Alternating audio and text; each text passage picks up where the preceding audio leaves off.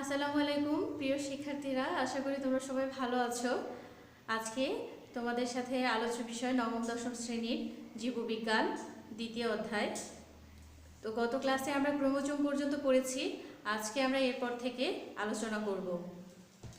তো তোমরা নিশ্চয়ই জেনেছো উদ্ভিদ কোষ, প্রাণী কোষ, আমরা এগুলো সম্পর্কে আগে জেনেছি, চিত্র দেখেছি। আজকে আমরা উদ্ভিদ টিস্যু থেকে আলোচনা করব। তো দেখো, উদ্ভিদ এবং প্রাণীর কাজ পরিচালনায় বিভিন্ন প্রকার কোষের ভূমিকা। কোষ জীবদেহের অর্থাৎ উদ্ভিদ ও প্রাণীর গঠনের একক, এটা আমরা জানি। এককোষীয় বহুকোষী প্রাণীদের কোষের কাজ ভিন্ন ভিন্নভাবে পরিচালিত হয়। পৃথিবীর আদি প্রাণের আবির্ভাবের প্রথম দিন থেকে আজ পর্যন্ত এককোষী প্রাণী প্রোটোজোয়া পর্বের প্রজাতিগুলো তাদের দেহে সব ধরনের ক্রিয়াকলাপ, যেমন খাদ্য গ্রহণ, দেহের বৃদ্ধি ও প্রজনন ও একটি কোষের মাধ্যমেই সম্পন্ন করে থাকে। বহুকোষী প্রাণীদের দেহকোষের মাঝে ভিন্নতা আছে বৈচিত্র্য। স্বাভাবিক, এককোষী এবং বহুকোষী প্রাণীদের দেহকোষের বৈচিত্র্যটা থাকাটা স্বাভাবিক। আচ্ছা, এরপরে আছে উদ্ভিদ টিস্যু। একই বা বিভিন্ন প্রকারের একগুচ্ছ কোষ একত্রিত হয়ে যদি একই কাজ করে, অর্থাৎ যখন একগুচ্ছ কোষের উদ্দেশ্যটা একই থাকবে, একই রকম কাজ করবে, তাদের উৎপত্তিও যদি অভিন্ন হয়, অর্থাৎ উৎপত্তিও যদি একই রকমই হয়ে থাকে, তখন কিন্তু তাদেরকে টিস্যু বা কলা বলা হয়। তাহলে টিস্যু বা কলা কি, এই সংজ্ঞাটা তোমরা এখান থেকে দাগিয়ে নিতে পারো। এবার আসছে উদ্ভিদ টিস্যু দুই ধরনের, একটা হচ্ছে ভাজক টিস্যু এবং স্থায়ী টিস্যু। আচ্ছা, এই উদ্ভিদ টিস্যু যে দুই ধরনের, এই টিস্যুগুলোকে আরও যদি আমরা বিস্তারিতভাবে দেখি, আমি তোমাদেরকে আগে একটু সংক্ষেপে দেখাতে চাচ্ছি। একটা চার্টের মধ্যে তোমরা একটু দেখে নাও যে উদ্ভিদ টিস্যুর প্রকারভেদ।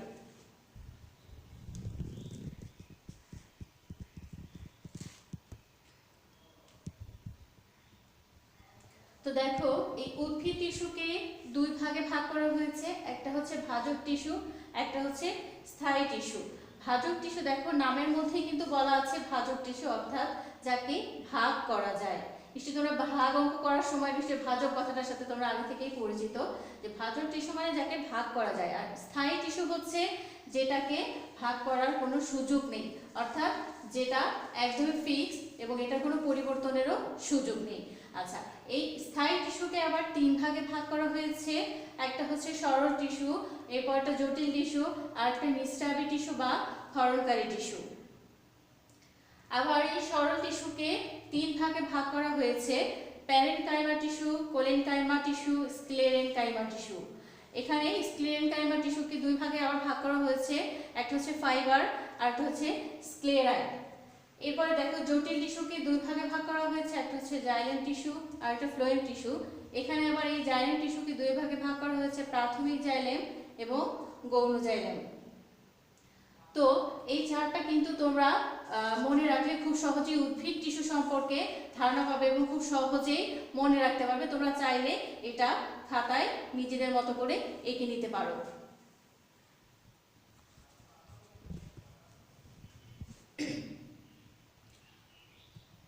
তো দেখো, ভাজক টিস্যুর কোষগুলো বিভাজনে সক্ষম, কিন্তু স্থায়ী টিস্যুর কোষগুলো বিভাজিত হতে পারে না, একটু আগে সেটা আমি বলেছি। তারপরে স্থায়ী টিস্যু তিন ধরনের: সরল টিস্যু, জটিল টিস্যু, নিঃস্রাবী বা ক্ষরণকারী টিস্যু। এখানে শুধু সরল টিস্যু এবং জটিল টিস্যু নিয়ে আলোচনা করা হয়েছে তোমাদের বইয়ে। সরল টিস্যু কি, দেখো, যে স্থায়ী টিস্যুর প্রতিটি কোষ আকার, আকৃতি ও গঠনের দিক থেকে অভিন্ন, অর্থাৎ আকার, আকৃতি এবং গঠন তাদের একই রকম, তাদেরকে বলা হয় সরল টিস্যু। তাহলে সরল টিস্যু কাকে বলে? যে স্থায়ী টিস্যুর কোষ আকার, আকৃতি এবং গঠন একই রকম হবে, সেটা হচ্ছে সরল টিস্যু। কোষের প্রকৃতির উপর ভিত্তি করে, কিসের উপর ভিত্তি করে? কোষের প্রকৃতির উপরে ভিত্তি করে সরল টিস্যুকে তিন ভাগে ভাগ করা হয়েছে। কয় ভাগে? তিন ভাগে, যথা parenchyma, collenchyma, sclerenchyma. Parenchyma tissue কি, দেখো, উদ্ভিদ দেহের সব অংশে এদের উপস্থিতিতে লক্ষ্য করা যায়, অর্থাৎ উদ্ভিদ দেহের মোটামুটি আপাদমস্তক যেটাকে বলে সব অংশে কম বেশি প্যারেনকাইমা টিস্যু থাকে। এই টিস্যুর কোষগুলো জীবিত, সমব্যাসীয়, অর্থাৎ এগুলো জীবন্ত থাকে এবং সমব্যাস থাকে, তাদের পাতলা প্রাচীরযুক্ত, প্রাচীর থাকে পাতলা, প্রোটোপ্লাজম দিয়ে পূর্ণ। এই টিস্যুতে আন্তঃকোষীয় ফাঁক দেখা যায়, অর্থাৎ এই টিস্যুর মধ্যে ক্ষুদ্র ক্ষুদ্র ফাঁকা দেখা যায়, যেমন যে আমরা পদার্থের মধ্যে পড়েছি আন্তঃকোষীয় ফাঁকা থাকতে পারে, ঠিক এরকমই প্যারেনকাইমা টিস্যুর মধ্যে এরকম আন্তঃকোষীয় ফাঁকা দেখা যায়। কোষ প্রাচীর পাতলা এবং সেলুলোজ দিয়ে তৈরি। এই কোষ প্রাচীর, এদের কোষ প্রাচীর হচ্ছে পাতলা এবং সেলুলোজ দিয়ে তৈরি। এসব কোষে যখন ক্লোরোপ্লাস্ট থাকে, অর্থাৎ যখন এই যে প্লাস্টিডের এই ক্লোরোপ্লাস্ট অংশটা থাকে, তখন তাকে ক্লোরেনকাইমা বলা হয়। জলজ উদ্ভিদের বড় বড় বায়ুকুঠুরিযুক্ত প্যারেনকাইমাকে, অর্থাৎ জলজ উদ্ভিদে বায়ুকুঠুরিযুক্ত কিছু প্যারেনকাইমা দেখা যায়, সেই প্যারেনকাইমাকে অ্যারেনকাইমা বলে। প্যারেনকাইমা টিস্যুর প্রধান কাজ দেহ গঠন করা, অর্থাৎ উদ্ভিদের দেহ গঠনে সাহায্য করে, খাদ্য প্রস্তুত করা, উদ্ভিদের জন্য খাদ্য প্রস্তুত করে, কারণ এখানে আমরা পড়েছি এখানে ক্লোরোপ্লাস্ট থাকে, এই জন্য সেটা খাদ্য প্রস্তুতে সহায়তা করে। এরপরে হচ্ছে খাদ্য সঞ্চয় করা, খাদ্যদ্রব্য পরিবহন করা। এরপরে কোলেনকাইমা, এগুলো বিশেষ ধরনের প্যারেনকাইমা কোষ দিয়ে তৈরি হয়, অর্থাৎ আগেরটা ছিল আমাদের প্যারেনকাইমা, এটা হচ্ছে বিশেষ ধরনের প্যারেনকাইমা কোষ। কোষ প্রাচীরে সেলুলোজ থাকে, প্যারেনকাইমার মধ্যেও আমরা পড়েছি সেলুলোজ ছিল, এবং পেকটিন জমা হয়, অর্থাৎ এই সেলুলোজের সাথে পেকটিন যুক্ত হলো কোলেনকাইমা, এই জন্য এটাকে বলেছে বিশেষ ধরনের প্যারেনকাইমা কোষ। তবে এদের কোষ প্রাচীর অসমভাবে পুরু এবং কোণগুলো অধিক পুরু হয়। কোষ প্রাচীর অসমভাবে মানে সমান নয়, এরকম ভাবে পুরু, সব দিকে সমান নয়, এবং কোণগুলো বেশি পুরু হয়। এই টিস্যুর কোষগুলো লম্বাটে ও সজীব, মানে এই টিস্যুর কোষগুলো অনেক সময় লম্বাটে হয় এবং সজীব হয়। এরা প্রোটোপ্লাজম পূর্ণ কোষ দিয়ে তৈরি হয়। এতে আন্তঃকোষীয় ফাঁক থাকতে পারে। কোষ প্রান্ত চৌকোনাকার, সরু বা তির্যক হতে পারে। খাদ্য প্রস্তুত এবং উদ্ভিদ দেহকে দৃঢ়তা প্রদান করা এদের প্রধান কাজ। তাহলে এদের প্রধান কাজ কি? খাদ্য প্রস্তুত এবং উদ্ভিদ দেহকে দৃঢ়তা প্রদান করা। আর প্যারেনকাইমা টিস্যুর কাজ ছিল কিন্তু খাদ্য প্রস্তুত, সে কিন্তু উদ্ভিদকে দৃঢ়তা প্রদান করতে পারতো না, তার মানে এটা এখানে অ্যাড হয়েছে। পাতার শিরা এবং পত্রবৃন্তে এদের দেখা যায়। তাহলে কোলেনকাইমা টিস্যু কোথায় দেখা যায়? পাতার শিরা এবং পত্রবৃন্তে। এটা তোমরা এমসিকিউর জন্য দাগিয়ে নিতে পারো। কচি ও নমনীয় কাণ্ড, যেমন কুমড়া, দণ্ডকলসের কাণ্ডে এই টিস্যু দৃঢ়তা প্রদান করে। কুমড়ার কাণ্ড, তোমরা যদি কুমড়া গাছ দেখে থাকো কখনো, তাহলে দেখবে যে এর কাণ্ডটা কিন্তু খুবই কচি এবং খুবই নরম। তো এই কুমড়ার কাণ্ডে কোলেনকাইমা টিস্যুর অবস্থান। আচ্ছা, এই কোষে যখন ক্লোরোপ্লাস্ট থাকে তখন এরা খাদ্য প্রস্তুত করে। যদি এই কোষে ক্লোরোপ্লাস্টের উপস্থিতি থাকে তখন কিন্তু কখনো কখনো এই কোলেনকাইমা টিস্যু খাদ্য প্রস্তুতে সহায়তা করে। এরপরে স্ক্লেরেনকাইমা, এই টিস্যুর কোষগুলো শক্ত, অনেক লম্বা এবং পুরো প্রাচীর বিশিষ্ট হয়। অর্থাৎ এই টিস্যুর কোষগুলো আগের যে টিস্যু ছিল প্যারেনকাইমা, কোলেনকাইমা, তাদের থেকে একটু আলাদা এবং কোষগুলো শক্ত। আচ্ছা, প্রোটোপ্লাজম বিহীন, লিগনিনযুক্ত এবং যান্ত্রিক কাজের জন্য নির্দিষ্ট কোষ দিয়ে গঠিত টিস্যুকে স্ক্লেরেনকাইমা টিস্যু বলা হয়। দেখো এখানে চিত্রে দেখানো হয়েছে যে এটা হচ্ছে, এখানে দেখানো হচ্ছে, দেখো বিভিন্ন প্রকারের সরল টিস্যু। এটা হচ্ছে প্যারেনকাইমা টিস্যু, যেখানে আমরা পড়েছিলাম কোষ প্রাচীর থাকবে পাতলা। দেখো এখানে চিত্রে দেখানো হয়েছে পাতলা একটা কোষ প্রাচীর রয়েছে, তার ভেতরে রয়েছে সাইটোপ্লাজম রয়েছে, নিউক্লিয়াসটা দেখা যাচ্ছে মোটামুটি স্পষ্ট। এবং আমরা পড়েছিলাম প্যারেনকাইমা টিস্যুতে আন্তঃকোষীয় ফাঁক থাকে। দেখো এখানে দেখানো হয়েছে এই যে দুটো কোষের মাঝখানে একটু ফাঁকা জায়গা রয়েছে, এটাকেই আন্তঃকোষীয় ফাঁক বলা হয়েছে। এরপরে আস্তে আস্তে কোলেনকাইমা টিস্যু। দেখো এখানে কিন্তু বলেছে কণাগুলো কোন আকৃতির হবে, এখানে কিন্তু অনেকটাই ষড়ভুজ আকৃতির মতো এবং প্রত্যেকটা কণারই কিন্তু কোণ আছে এবং এখানে কিন্তু কোনো আন্তঃকোষীয় ফাঁকা নেই এবং নিউক্লিয়াস কিন্তু স্পষ্ট এবং সাইটোপ্লাজম রয়েছে। এটা ছিল আমাদের কোলেনকাইমা টিস্যুর বৈশিষ্ট্য। এবং স্ক্লেরেনকাইমা টিস্যু, দেখো স্ক্লেরেন টিস্যু বলেছিল যে লম্বা দণ্ডাকার টাইপসের হবে এবং সেখানে কোষগুলো অনেক শক্ত এবং লম্বা হবে, এখানে দেখিয়ে দিয়েছে শক্ত এবং লম্বা। এবং এখানে কিন্তু কোনো প্রোটোপ্লাজম নেই বিধে কিন্তু কোনো নিউক্লিয়াসও নেই। এই চিত্র থেকে কিন্তু প্যারেনকাইমা, কোলেনকাইমা এবং স্ক্লেরেনকাইমা এই তিন ধরনের টিস্যুর কিন্তু মোটামুটি একটা পার্থক্য পাওয়া যায়। তো দেখো প্রাথমিক অবস্থায় কোষগুলোতে প্রোটোপ্লাজম উপস্থিত থাকলেও খুব তাড়াতাড়ি তা নষ্ট হয়ে মৃত কোষে পরিণত হয়।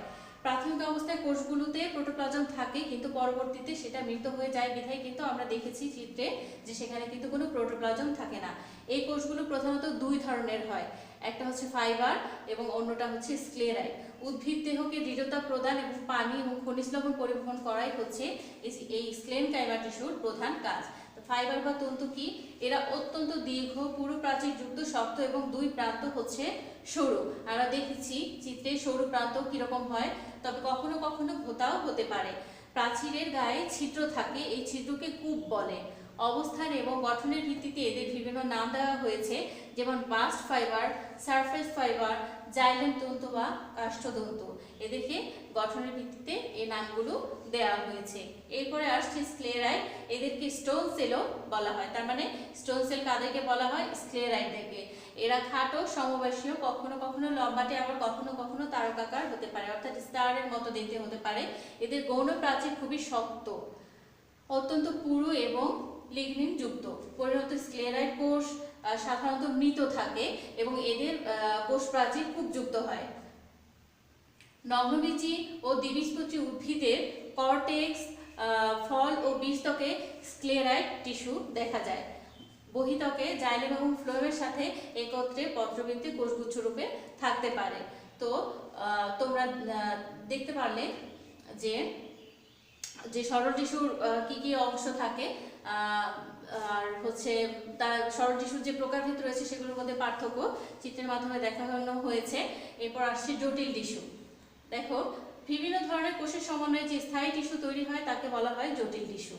অর্থাৎ এখানে স্থায়ী টিস্যুর বিভিন্ন প্রকারের সমন্বয় থাকবে, এরা উদ্ভিদে পরিবহনের কাজ করবে, তাই এদেরকে পরিবহন টিস্যু বলা হয়। জটিল টিস্যুর আরেকটা নাম কি? পরিবহন টিস্যু। এই টিস্যু দুই ধরনের হয়, একটা হচ্ছে জাইলেম আর হচ্ছে ফ্লোয়েম।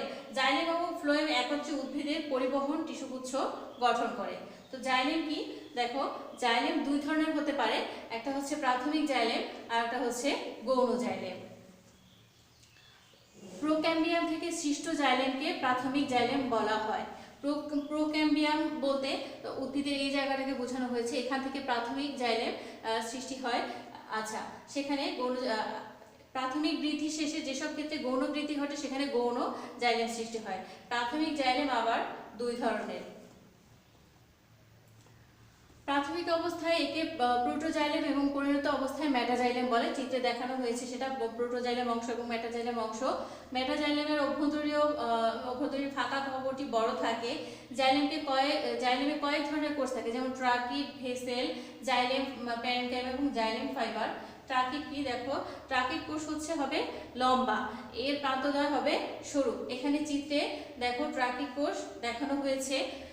প্রাচীরে লিগুনিন জমা হয়ে পুরো হয়, এই যে প্রাচীরটা অনেকটা পুরো হয়েছে এবং অভ্যন্তরীণ গহ্বর বন্ধ হয়ে যায়, ফলে পানির চলাচল পাশাপাশি জোড়া কূপের মাধ্যমে হয়ে থাকে। প্রাচীরের পুরুত্ব কয়েক ধরনের হয়, যেমন বলয়াকার, সর্পিলাকার, সোপানাকার। বলয়াকার মানে হচ্ছে বলয়ের মতো হবে, বৃত্তাকার টাইপসের হবে। সর্পিলাকার মানে সাপের মতো আঁকাবাঁকা হবে। সোপানাকার মানে সিঁড়ির মতো হতে পারে, জালিকাকার কিংবা কূপাঙ্কিত।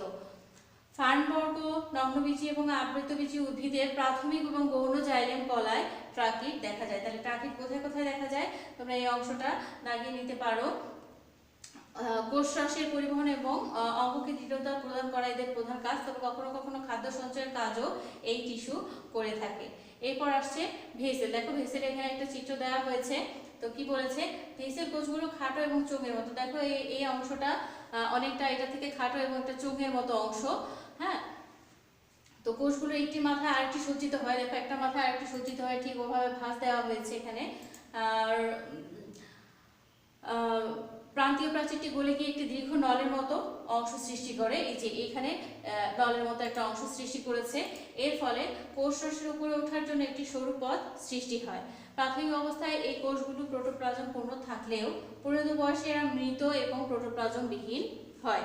ভেসেলের প্রাচীর ট্রাকিডের মতো বিভিন্ন রূপে পুরো হয়, অর্থাৎ এই যে ট্রাকিডটার মতনই বিভিন্ন রূপে এটা অনেকটা পুরো হয়, যেমন সোপানাকার, সর্পিলাকার, বলয়াকার, কূপাঙ্কিত ইত্যাদি। এটা আমরা ট্রাকিডের মধ্যেও দেখেছি। ভেসেল সাধারণত কয়েক সেন্টিমিটার লম্বা হয়। তবে বৃক্ষ বা আরোহী উদ্ভিদে আরো অনেক লম্বা হতে পারে। এদের প্রধানত গুপ্তবীজী উদ্ভিদের সব অঙ্গে দেখা যায়। অর্থাৎ ভিসেল কোথায় দেখা যায়? গুপ্তবীজী উদ্ভিদে।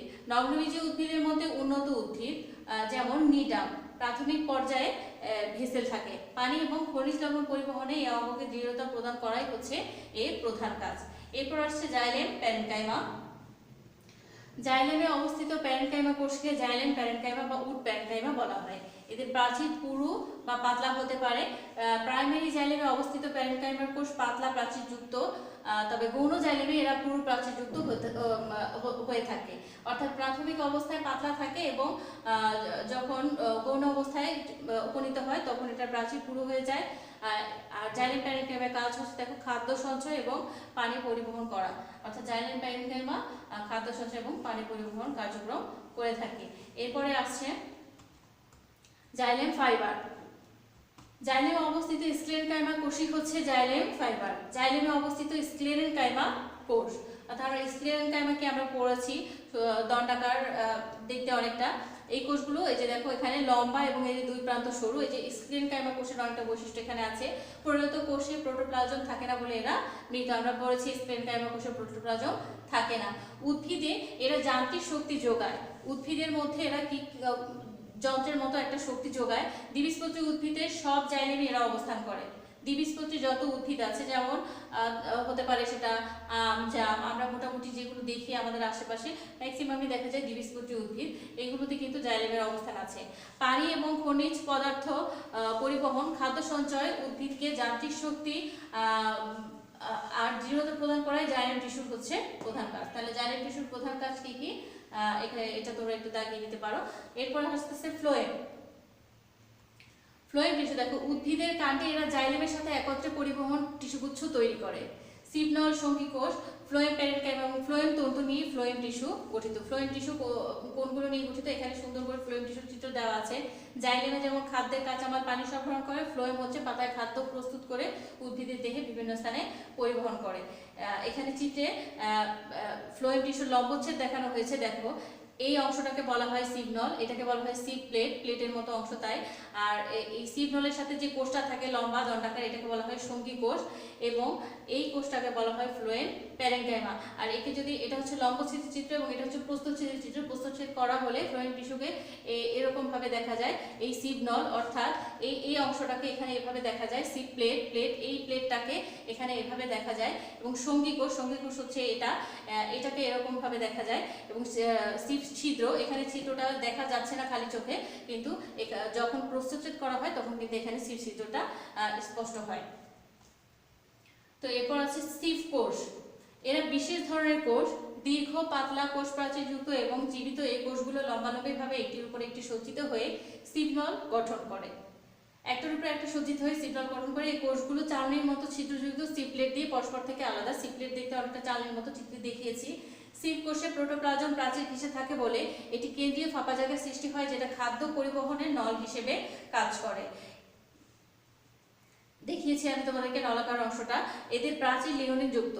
পরিণত সিপ কোষে কোনো নিউক্লিয়াস থাকে না। সকল ধরনের গুপ্তবীজী উদ্ভিদের ফ্লোয়েমে সঙ্গী কোষ এবং সিগনল থাকে। অর্থাৎ সঙ্গী কোষ এবং সিগনল কোথায় থাকে? সকল ধরনের গুপ্তবীজী উদ্ভিদ, অর্থাৎ বীজ, যে সকল উদ্ভিদের বীজ গুপ্ত অবস্থায় থাকে। পাতায় প্রস্তুত খাদ্য উদ্ভিদ দেহের বিভিন্ন অংশ পরিবহন করাই হচ্ছে এতে প্রধান কাজ। এরপরে আসছে সঙ্গী কোষ। প্রতিটি সিপ কোষের সাথে একটি করে প্যারেনকাইমা জাতীয় কোষ অবস্থান করে। এদের কেন্দ্রিকা বা নিউক্লিয়াস বেশ বড়ই হয়ে থাকে। ধারণা করা হয় নিউক্লিয়াস সিপ কোষের কার্যাবলী কিছু পরিমাণ হলেও নিয়ন্ত্রণ করে। এই কোষ প্রোটোপ্লাজম দিয়ে পূর্ণ এবং পাতলা প্রাচীরযুক্ত। ফার্ন এবং ব্যক্তবীজী উদ্ভিদে এদের উপস্থিতি নেই, আর অন্যান্য উদ্ভিদে মোটামুটি এদেরকে দেখা যায়। এবার হচ্ছে ফ্লোয়েম প্যারেনকাইমা। ফ্লোয়েমে উপস্থিত প্যারেনকাইমা কোষগুলি হচ্ছে ফ্লোয়েম প্যারেনকাইমা। এদের কোষ সাধারণত প্যারেনকাইমার মতোই পাতলা কোষ প্রাচীরযুক্ত এবং প্রোটোপ্লাজম যুক্ত। আমরা জাইলেম প্যারেনকাইমার ভিতরেও একই রকম বৈশিষ্ট্য দেখতে পেয়েছিলাম। এরা খাদ্য সঞ্চয় করে এবং খাদ্য পরিবহনে সহায়তা করে। অর্থাৎ উদ্ভিদ দেহে খাদ্য সঞ্চয় করে রাখে এবং এক স্থান থেকে অন্য স্থানে, যেটাকে বলে খাদ্য পরিবহন করে। ফার্ন জাতীয় উদ্ভিদ, নগ্নবীজী উদ্ভিদ এবং দ্বিবীজপত্রী উদ্ভিদের ফ্লোয়েম টিস্যুতে ফ্লোয়েম প্যারেনকাইমা থাকে, একবীজপত্রী উদ্ভিদে ফ্লোয়েম প্যারেনকাইমা থাকে না। কোথায় থাকে কোথায় থাকে না এটা তোমরা দাগিয়ে নিতে পারো। এরপর আসছে ফ্লোয়েম ফাইবার বা তন্তু। স্ক্লেনকাইমা কোষের সমন্বয়ে ফ্লোয়েম ফাইবার তৈরি হয়। এগুলো এক ধরনের দীর্ঘ কোষ যাদের প্রান্তদেশ পরস্পরের সাথে যুক্ত থাকে, এদের বাস্ট ফাইবারও বলা হয়। তার মানে ফ্লোয়েম ফাইবার আর এক নাম হচ্ছে বাস্ট ফাইবার। পাটের আঁশ এক ধরনের বাস্ট ফাইবার, এটা তোমরা এমসিকিউর জন্য দাগিয়ে নিতে পারো। উদ্ভিদের অঙ্গের বর্ণবৃদ্ধির সময় এই ফাইবার উৎপন্ন হয়। এসব কোষের প্রাচীরে কূপ দেখা যায়। ফ্লোয়েম টিস্যুর মাধ্যমে পাতায় উৎপাদিত শর্করা এবং মূলে সঞ্চিত খাদ্য একই সাথে উপরে নিচে পরিবর্তিত হয়, অর্থাৎ ফ্লোয়েম টিস্যু খাদ্য পরিবহনে সর্বাধিক ভূমিকা রাখে। তো বন্ধুরা, আজকে এ পর্যন্তই। সবাই ভালো থাকবে আশা করি। পরবর্তী ক্লাসে এরপর থেকে আমরা আলোচনা করব।